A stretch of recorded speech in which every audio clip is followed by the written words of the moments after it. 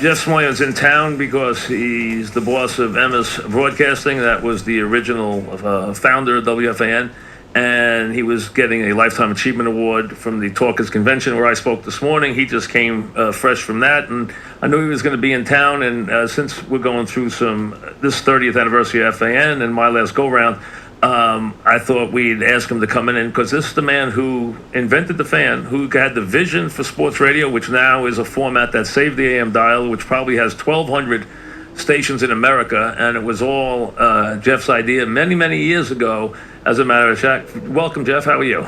Mike, I'm great. It's really fun to be here. My pleasure, and congratulations for your award today. But, the fans on the 30th anniversary of FAN, they might not know the story. Your company in Indianapolis, a radio operator who got an idea. Well, tell us the story.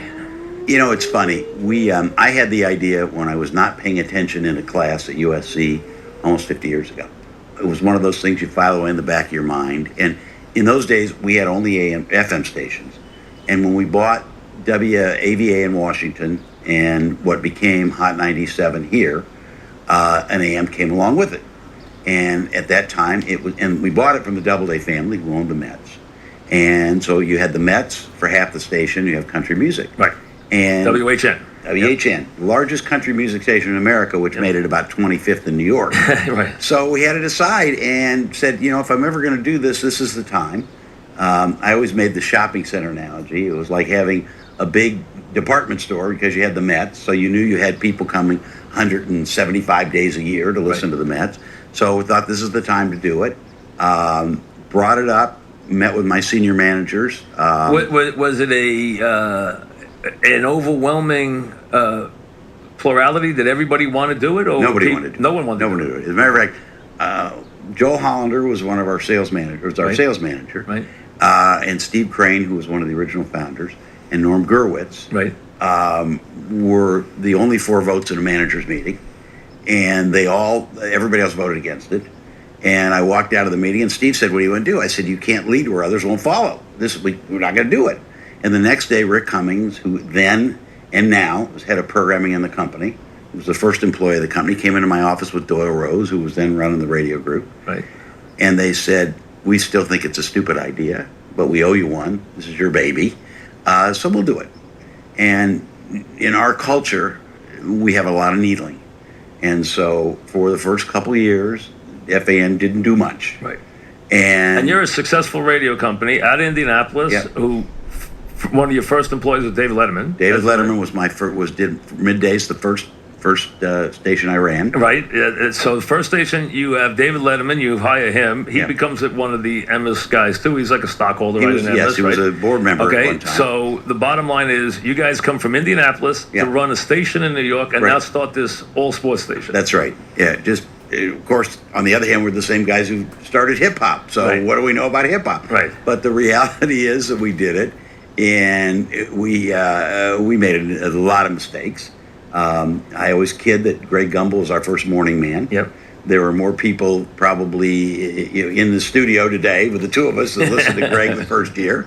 Because we were geniuses, we thought Pete Franklin would be a great idea. We brought Pete in from Cleveland. That didn't work very well. But you felt your way along, and you guys were good businessmen, and now you're losing a pretty good amount of money on the station, right? In the first year or so. Oh my God, yeah. You get. So you're probably thinking about pulling a plug, right? And I'm surrounded by world-class dealers. So it's at 5 o'clock. It's like, it's 5 o'clock. We just lost $19,221 so in fan today. This every day, right? Every day, because that's our culture. It's a lot of fun. Right. Jim Lampley called it the Vietnam War of Emmis. Never forget that. I'll never forget. I remember the first anchor, and in those days I was very involved, especially with this station. Sure. I was the one who had the idea of the top of the hour greatest moments in sports. Right. Even picked them. And I'll never forget Susan Waldman was the first anchor. We even have the sound. Where's Mons? Get Mons, because trying to pull some sound today. Get Mons in here. We'll play a little of it if we go along with talking with Jeff Smulyan. We got a little sound that we can play, so we'll do that. my regular board op is out today is having a baby, so that's why Chris is. So I have someone else on the board. So we pulled some stuff that we'll get to it. We're talking with Jeff Smulyan, who was the founder of WFAN with Emmis Broadcasting. He still owns Emmis Broadcasting. He long ago sold WFAN, which we'll get to, and that was for an interesting reason. But here it is, you're hemorrhaging money. How committed were you to continue? Now, you probably didn't like losing money. You probably didn't have too many stations that were losing money, right? And what was funny is, we really talked about in the beginning, who do we put on for mornings? And we thought, in those days, it was like, can you do sports in the morning? So the idea was Emmis, but Emmis was under contract to NBC. So you thought of Emmis? We thought of Emmis in the very beginning, because we knew Emmis had an audience that was male, and that they were on the periphery. Would translate well to sports, which you wound up doing, yes. Right. So it was losing a lot of money. We bought the NBC stations in 1988. Yep. So we went on the air on July 4th weekend, basically, of 87. And a year and a half later, we're buying NBC. In those days, you couldn't keep 2 AM and 2 FM. So we took the better signal, which was 660. And we took the better FM signal, which was 97.1. So Hot 103.5 became Hot 97. And Fan went from 1050 to 660. Yep. And with that, we inherited Emmis. And I'll never forget, his agent was a guy named Mike Lynn. Sure. Wonderful guy. New Line Cinema. Right. Yep. Mike had also been Robert W. Morgan's agent in Los Angeles. Right. And there were some legendary stories that I can't tell on the air about Mike and Robert W. But we laughed and we said, Emmis had just come out of rehab. We had the New York Mets that were pretty much either in or headed to rehab. Right, and just coming off a World Series. Coming out of the World Series. Team is going to rehab. That's right, and then heading into rehab the next year. Right. And a radio station that was hemorrhaging money. And I remember sitting in Mike's office and say, well, let's put Emmis on. What could possibly go wrong? But at that time, and I'll never forget, our bankers were saying, you're making money with all these things, but what are you doing with this thing? You really should look at this. Well, when the bankers tell you should look at this, it's like, and it was funny, Mike, because we did a lot of research. And the first thing we thought we had to be is the place that people went for sports. And I'll never forget, the first research project, probably 6 months in. And 6 months in, it was like preference for WINS and WCBS for sports, like 85-15. Fan was a blip on the radar. Honest to gosh, a year later, it was flipped. And it was like place for sports, Fan, 85, WINS and WCBS 15. So the perception changed along with Emmis. It hit. You guys came on the air. Right, after that, and it just all came together. So it went, and I always say the line between a genius and an idiot is very fine. And you had then something that all of a sudden, within a couple of months, was now the toast of the town. You had now the hottest station in America. In America. And it was funny is that... You had Emmis in the morning, you had this new team, Mike and the Mad Dog in the afternoon, and you were like the toast of the town. We were genius. And I always say the line between a genius and an idiot is very fine. Right. When you're on the wrong side of the line, you're an idiot. And when you're right side, you're a genius. How close did you come to pulling the plug before Mike and the Mad Dog, before Emmis? We probably wouldn't have done it another year. You wouldn't have? Okay. I don't know. It really depends. I always tell people, without Emmis, there's no sports talk radio. No, that's true. Because you're going to cancel long before Mike and the Mad Dog ever come down the pike. It's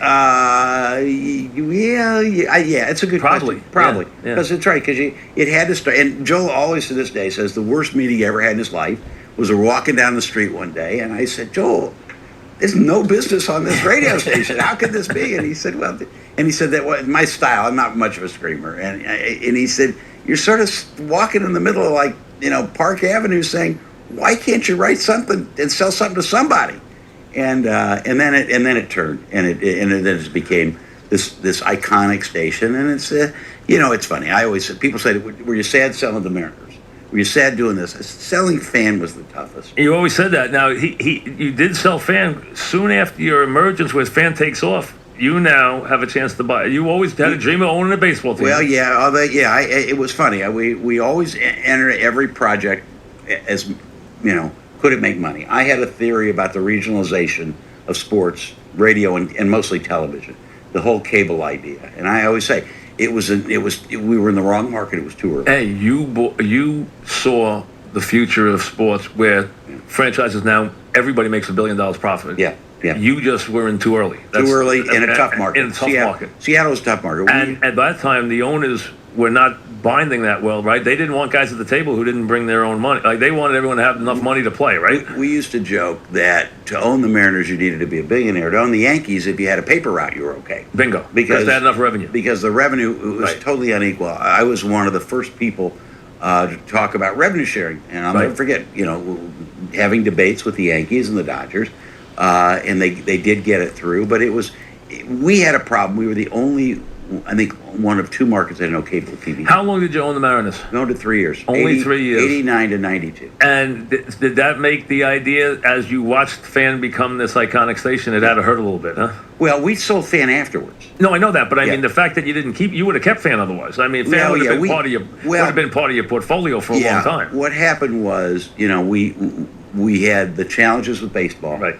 Right during that time, we had a banking revolution and a recession. Right. So the whole radio industry, I mean, we went from, again, one day the banks want to lend you money, the next day they go, no, we'll call a loan. Right. One day your bank, has a media division, and the next day the media division's gone and they went out of the loan.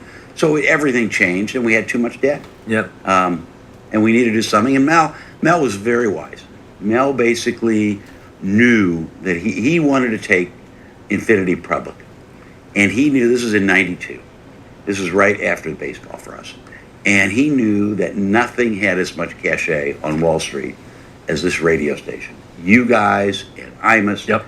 And he used that to be the anchor. So he, it's the old story. He offered me money, which was unheard of. And it was a price in which he had to say, look, this solves all companies' problems. So it was the right decision. It was a painful decision, but that was, and it really made Infinity. You've gone on to a great career. We're talking with Jeff Smulyan from, you're one of the more respected guys in the business. You have been forever. You've been in the business forever, from Emmis Broadcasting. And I guess it's a very good thing that wherever you go, FAN follows you. As being the founder of Sports Talk Radio and the founder of FAN is a big part of your resume. It is. It's funny, and I've had a very fortunate career. I was a U.S. ambassador and run Emmis and done international radio and television stations. But it's one of those things they always ask me. They ask about FAN. They ask about negotiating a peace deal between Israel and the PLO, and they ask about what was it like to have Ken Griffey Jr. and Sr. play together. So those are the questions I get. And then at my age, they ask what it's like to raise a 13-year-old girl. But that's another. Yes, I have a 12-year-old and a twin, accompanying twin boy. So yes. We're talking with Jeff Smulyan. You had Junior, A-Rod at a very young age. You had those guys. Actually, together. A-Rod came after us. Oh, he did. You didn't have him 1 year. He was in the minors. He wasn't in the majors yet. Okay, so you never had A-Rod on the parent club. No. Okay, just Junior on the parent club. We had Junior, and we brought Senior in. And you had the biggest star in baseball, right? I mean, he was an incredible player. That was the one thing I loved watching Junior play every night. We would come in. We were one of the few clubs where our offices were away from the ballpark. So did you guys realize how good A-Rod was going to be? Did you have the reports with that he was going to be that special? Yeah, we knew that, and we knew Junior. I mean, by then Junior was already a big player, already a star. Yes. But I think that was the having Junior was the most fun. What was the hardest part of owning a team? No revenue. It's very just simple. Trying to get that market to produce revenue. And it was funny because my closest friend in the world was the president of the team. When we sold the team, he said, what could we have done differently? And I said, you look back now 30 years later and say, I promise you, this is the best management that you'll ever do. We really did things in the stadium, which in those days were revolutionary. I mean, we did thematic music, which got us in a little trouble. Right. I remember we had Louis Polonia. And when he had the problem in Milwaukee, and we played She Was Just 17, you know what I mean? And he came up to bat. But we did all sorts of things like that. We had singles nights. We had contests. We had indoor fireworks, which Major League Baseball almost shut us down. Because you really inherited a franchise, which is the blanks. Like in marketing in those days, we used to say, if you own the Red Sox or the Yankees, your marketing campaign is the season starts on April 6th. Come join us. Come join us. That's right. Yeah. In Seattle, it was like, God, those guys suck. Right. So you had to do that. Plus, you didn't have any private radio deal, no cable TV deal, right? TV. I mean, that's the thing. No cable TV deal's a killer. It was a killer. The Yankees in those days made $50 million a year. Yeah, from Madison Square And Garden. our best offer was like $500,000. And I remember, because I'm kind of a wise ass. Right. and I guess I can jeopardize the CBS licenses if I use that phrase.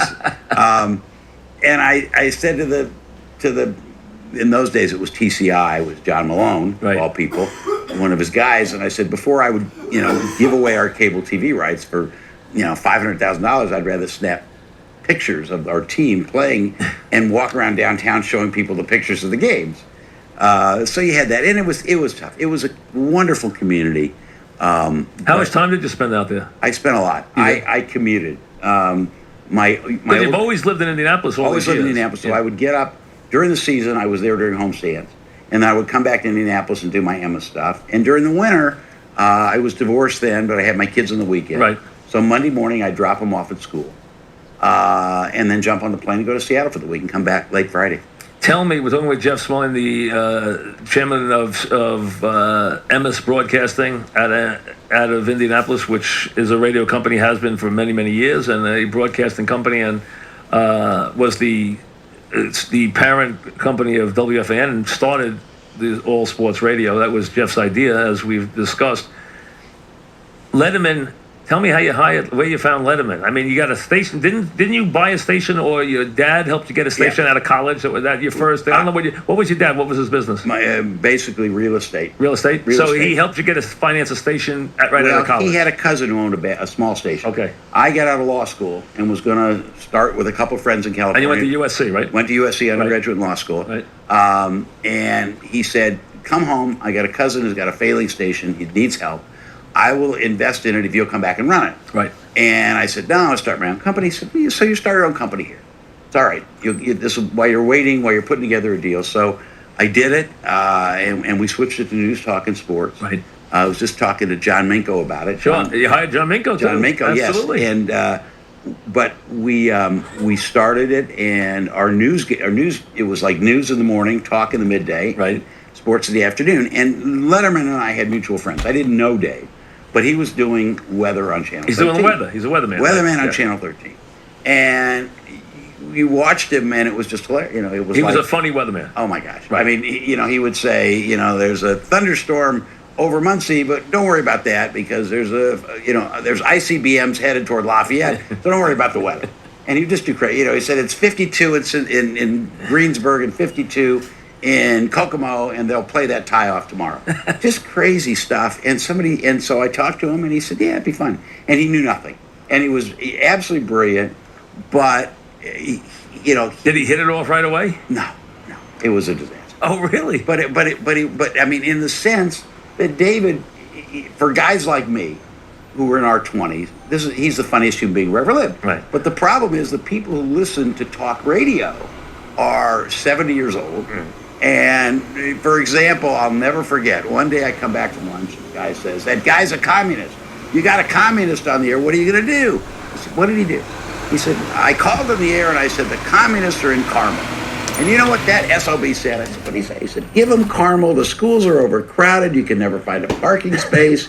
Give them Carmel. Hold the line at Nora," which is another suburb. And this was Dave. And so you had two audiences. You had a cult of young people who loved them. Who just, there were times I would die laughing. And then you had older people who didn't get the joke. So the problem was, as you know, talk radio is mostly conservative older people. Right.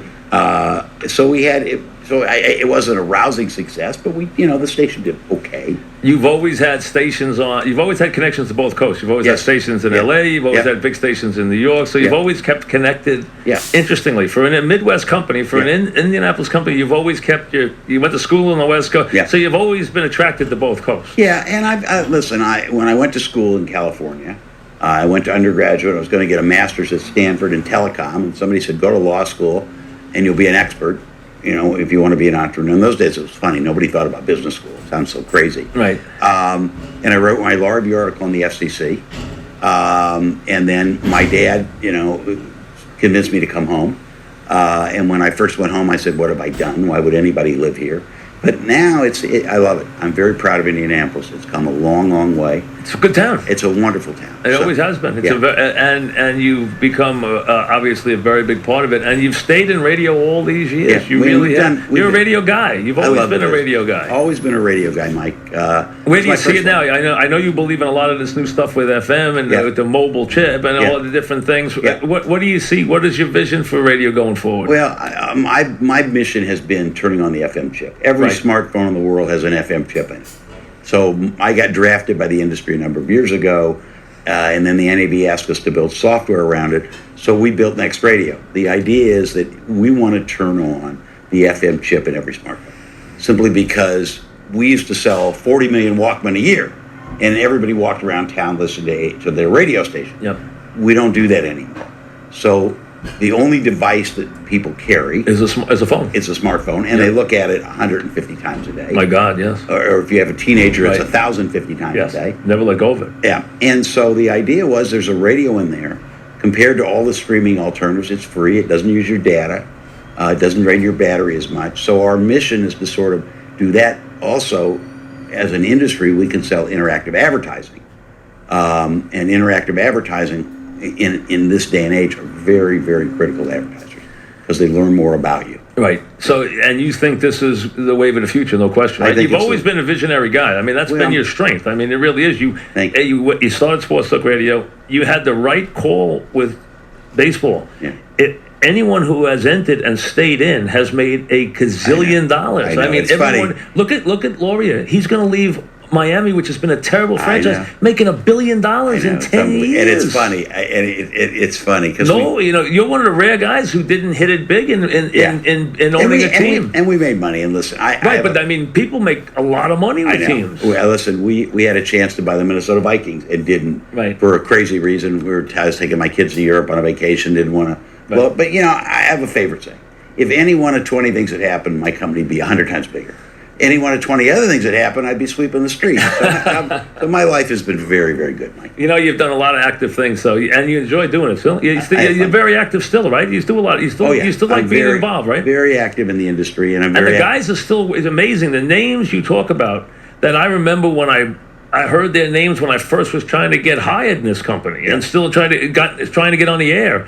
Those guys are still with you. I mean, a lot of them are with you 30 years later. A lot of those Emmis guys who all obviously, looked at FAN from afar now, but I've bumped into. I see you more because you're at a lot of the events we go to. Yeah. You came to our Mike and the Mad Dog thing at Tribeca, which was nice. We see you. I see you getting this award today at Talkers where I spoke. So, I mean, I see you a lot. But you've kept a lot of those people around you all these years. Your business has been your company has been very much like a family. It really is. Well, as a matter of fact, the guy who replaced David Letterman, when David took the job and said, I'm going to do this for a year and I'm going to go to Hollywood.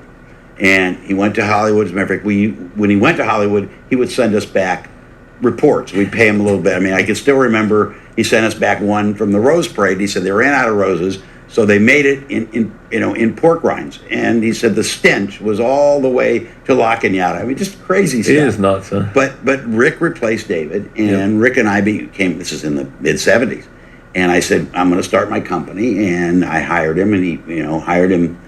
When we went on the air, and we've been together ever since. And you still on stations here in New York now? Oh yeah, absolutely. Hot 97, absolutely. WBLS, LIB. Yeah. We actually own your competitor, the ESPN station. You're the leasee of the station. Yes, absolutely. Or I guess I'm the lessor. You can see I don't remember much from law school. I'm the lessor, So. Yes, that's true. So you've still been very active. You really have. Yeah, and I love it. And and you got a nice award today, which you deserve. That's from Talkers Magazine. That's a very nice award. You got a Lifetime Achievement Award, which is very deserved. So it's funny. I ran an article. Two articles like a 2 weeks talk. Referred to me as the beloved, and I went, oh my God, I guess I'm dead. I mean, we don't call somebody beloved unless the end is near. Here's one thing. In a business where, let's be honest, there's a lot of backbiting and a lot of infighting. You are one guy. A lot of people there's not a lot of people that dislike you. You have a lot of friends. You know that? I mean, you have been a guy that absolutely everyone says nice things about, which Yeah. is rare, Thank you. very rare, and there's not a lot of guys like that. I Thank mean, you. you know Thank that, you, thank you. you know, and maybe that means you didn't step on enough toes or Probably something. not. But you I know mean, what? But it's not your way. And by It's- the way, in my last 6 months of Seattle, they would say some bad things about me. all right, I listen. promise you. Here you go. Susan Introette, you mentioned. Chonoff Okay. pulled some things. Let's listen. Go ahead. Go ahead. Sports Radio 1050, WFAN, New York City. All sports, all the time.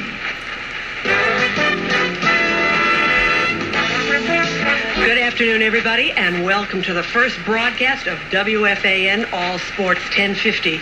You're sharing a part of radio history with us today. This is the beginning of the first 24-hour-a-day sports station. I'm Susan Waldman. The message board outside Yankee Stadium today reads Vintage Guidry, and last night was indeed a classic Gator performance. Guidry struck out 9 and only walked 1 as the Yanks extended their lead to 2 games in the AL East. They're going on right now up at Exhibition Stadium, and in the top of the 5th, there's no score. So there's Susan Waldman, who was doing overnights at that time, who went on to be a reporter and then a broadcaster, who is still doing Yankee games 30 years later, is in the Baseball Hall of Fame as a female pioneer broadcaster. So that's the first voice of the station. So Susan Waldman's still here 30 years later. And you know, I'd tell you a quick story. Go ahead. When she went on the air, I didn't think she was very good. And I thought she was not. It's funny, she sounded a lot better than I remember 30 years ago. And we ended up make her field reporter. And she ended up Being an incredible field best, reporter. the best ever. Broke more stories than anybody in history. And I'll never forget when I was in Seattle, she came to the ballpark one night, and you know, always revered her opinion. And I said, "Hey, who's the best young manager?" Because in that time, I believe it was Jimmy Lefevre. We were thinking about making a change, and she said, "Buck Showalter. Buck Showalter, best guy." He had just been fired, and so we put him on the short list, flew him out. Would have been a great hire. George Steinbrenner sees this and said, "Why are they interviewing a guy that's fired? Get him back here." Got him back, and a week later he had the Yankee job. How about that? And I always say Susan Waldman ended up getting Buck Showalter the Yankee job. How about a great story? Yeah. And she's still doing the Yankee games now, She's the 30 best. years later. Yeah. You brought Pete Franklin in. I can tell you this. Yeah. I came in. I have a job at CBS. Yeah. I want to be on the air here. I came in for an interview. They think I want to be a producer, so they sit down, Pruder and those guys, Luke Griffin, Yeah. guys you hired as your program. People say, "Mike, you're overqualified to be a radio producer. Look at the job you have at CBS." I say, no. I want my own show. They go, "Are you kidding? We're bringing in the greatest talent in the the world." country. Yeah, We're yeah. bringing in Pete Right, Franklin." absolutely right. Here's Pete Franklin. Listen. Everything I say is offensive. Everything I say. So I got to be careful. My name is Claude now. I will be the invisible man. The damn radio station was taking out ads apologizing for me the last few weeks. What kind of crap is that, for crying out loud? Okay, Pete, nice talking to you today. Yeah, it was. Sure it was. All right. Do I offend anyone? I'm not here to offend you, damn it. You suckers out there, I ain't there to offend you. Screw you. Right. Screw you all. The hell are you calling for? Why are you calling for? If you don't like what the hell you hear, damn it, don't call. Don't call. Don't call. Today I walk in the station, Spencer Ross throws his arms around me. Says, "I'm not mad at you." I says, "I know." He does it. So the program director can see it and have an orgasm in the hallway. Unbelievable. Unbelievable. In fact, I'm not mad at anyone today. I'm not. Even the people that put this building together. 2 weeks ago, they had a flood in the bathroom and it flooded my room. You people think I'm kidding.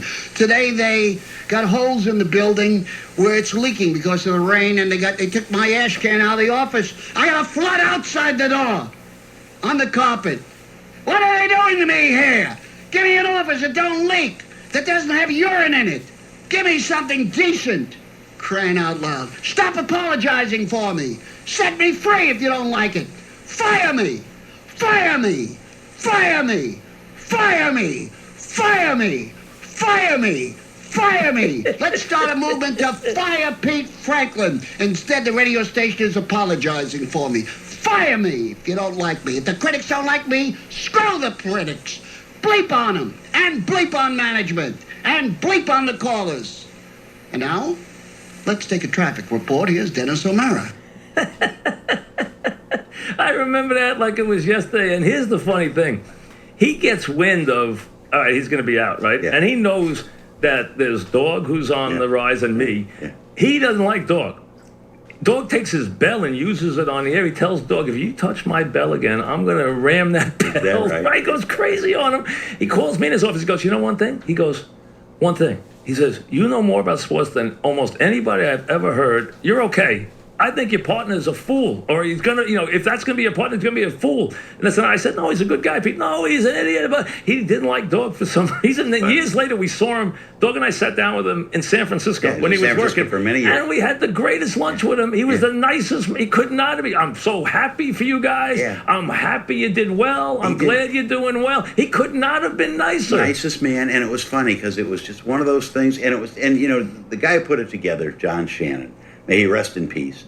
But John had this view of a national radio station, And Franklin was a god in Cleveland. a god in Cleveland. Absolutely. And Lampley was. They all were. They and said Gumbel, we're bringing in the biggest guys in the country. Yeah, and the idea was they'd never, and listen, I could still. People said, "What did you think?" I said, "I was so happy to get the damn thing on the air." and it was funny because we hired Shannon, and Shannon's wife gave this the name. Said, "How about calling WFAN?" And Luke Griffin. Yeah. Only reason I got on was Luke Griffin had done a syndicated show with Jim Nance. Yeah. Jim Nance and I had already been working together at CBS, and Jim Nance said, Luke, give him a chance. Luke gave me a weekend show, and that's how I started. Then I started filling in for Pete. I was doing Pete's show more than Pete because he was always sick. Yeah. So that's how I got in the door. And if it wasn't for Jim Nance, I never would have gotten the door. I can still remember the first recollection of your name. Francesa's at CBS. The guy's a genius. What does he know about radio? But he's a genius, and everybody said he's a sports genius. And I would say, hey, we'll give this guy a shot, and that was it. And it wasn't for Nance, I would not have gotten on the air. That's how it started. And it was Luke Griffin who did. Pruitt didn't last very long. He died very early, John right? He had a Pruitt heart died. attack that first year, right? John Pruitt died I can still remember the funeral on Fifth Avenue. Right. And John died very early. Right. It was like the first year. And John Shannon didn't last long. No. John did die, but not there. And you guys were doing insane things though for a local station. You were flying up that guys in from around the country. That cost a lot of money. Spent a lot of money. Oh yeah. It was the old George Allen thing. We gave John Shannon an unlimited budget and he exceeded it. I got one more. Listen to this. Play the third one. Go ahead. Sports Radio 66 WFAN, New York. Emmis in the morning. Please give a nice hand to Mike Wallace, the President of the United States, Bill Clinton. Good morning, Mr. President. Good morning, Don. How are you? Barbara Walters has a special on ABC News. She's here now. Good morning, Miss Walters. Good morning. Geraldo Rivera. Good morning, Mr. Rivera. Dan Rather is here with us with a Autobot Express turquoise buffalo. And here he is now. Jeff Greenfield. Good morning, Mr. Greenfield. Here he is now. Good morning, Senator Dole. How you doing? And y'all give a nice hand to Tim Russett from NBC. Emmis in the morning, 2020 sports. Let's go to the audio tape. The British media have hounded him since, so he's getting the bodyguard. Apparently breaking up with his wife was hard for him to do. And that reminds me of the song. No, don't sing, Mike. Emmis in Washington's senior political analyst, the late Richard M. Nixon. Emmis in the morning. Hey, Davis, have you seen my cowboy hat? You're trying to look like Emmis all of a sudden. Here now some of the headline stories we're following for you in the Emmis in Washington. Veteran broadcast journalist Walter Cronkite. Today we turn the thumbs The late General George S. Patton. at ease, as you were. Emmis in the morning here with one of the pioneer rock and roll disc jockeys, Scotzo. So one of the plaster casters shoves a bong in my My fat friend, Rush Limbaugh. Good morning, Rush. Mis amigos, My brother sounds a little tore off with when he done. Well, I'm very happy this morning because Butterbean got another win last night. When Butterbean gets them in the corner, they don't get out alive. Hey, why don't you go work for Walmart? Shut up and comb your face. Leave my brother alone, brother. What's the matter with you? Do you have Bo Dietl's number? No, Fred, we don't. You know who Okay, do you have OJ's number? It's Summers in Salzburg. Weekdays from 10 to 1. Jet fans have a right to boo, but the Knicks fans don't have a right to boo. they have a right to boo. Russell, hold on a second. You know what? You don't get a merit badge for playing hard every day. You're paid millions of dollars to do that, for crying out loud. Getting under the skin of Russ. Calipari might do himself and the team a great deal of justice if he uses you as a recruiter to get that Grant Hill to come to New Jersey. I'm Jason, not Jesus. Mike Dog sits next year at the Knick game and does play-by-play at a game I'm watching. Dog just talks the whole game, and I'm so used to it, I don't even pay attention. He does it. I did a long soliloquy about Mike. You see that? Dog, any idea? Say it again. And the New York Yankees are world champions. Indeed so. And folks, here's your manager of the New York Yankees. Thank you. The 50,000-watt clear channel voice of the Mets, Jets, Knicks, Rangers, and St. John's basketball. The Fan. Sports Radio 66. WFAN, New York. You know, Jeff, when you hear that, and thanks for giving me these stuff to kind of reminisce through the years, by the mid-'90s, Emmis is, Bill Clinton's campaign got back because he was on the Emmis show. Yeah. He takes New York, and all of a sudden he winds up being president. Iconic. Without Emmis, he doesn't become president. That and, being on the Tonight Show, the bottom line is Emmis had everybody, every politician. We used to walk in, who's here today? John McCain, who's here? George Bush Sr. Emmis was on top of the world. Yeah. And Mike and the Mad Dog had gotten, so big in New York, the station was off the charts in those days. It was amazing what we were like in the 90s. Yeah, it really was. And it was fun. And like I said, it was so much fun, and it's gratifying to see it just become an iconic American experience. I laugh, and about every year, somebody does a novel or a long-form article or a documentary, and I swear it's like once a year somebody calls and says, all right, we're doing a story on Fan, we got to talk to you. That's it. And it was fun. And listen, you'll always be, no matter what you've accomplished, and you've accomplished a lot, Fan will always be a big part of your resume for that reason, because it was sitting in some class at USC, it was your idea, and it didn't turn out too badly. It's not. I gotta tell you, how's our time? We got time for that? Go ahead.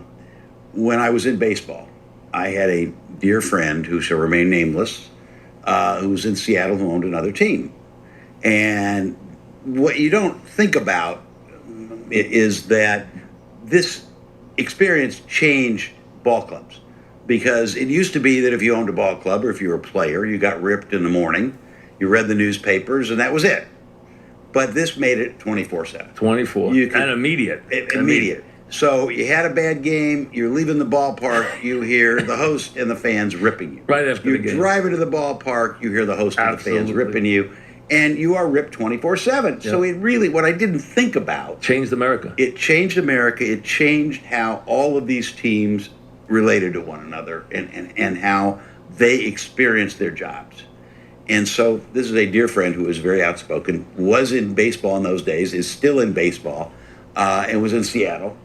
And he said, I'm driving down the street and I'm hearing you get ripped by one of the sports talk show hosts. The host is ripping you.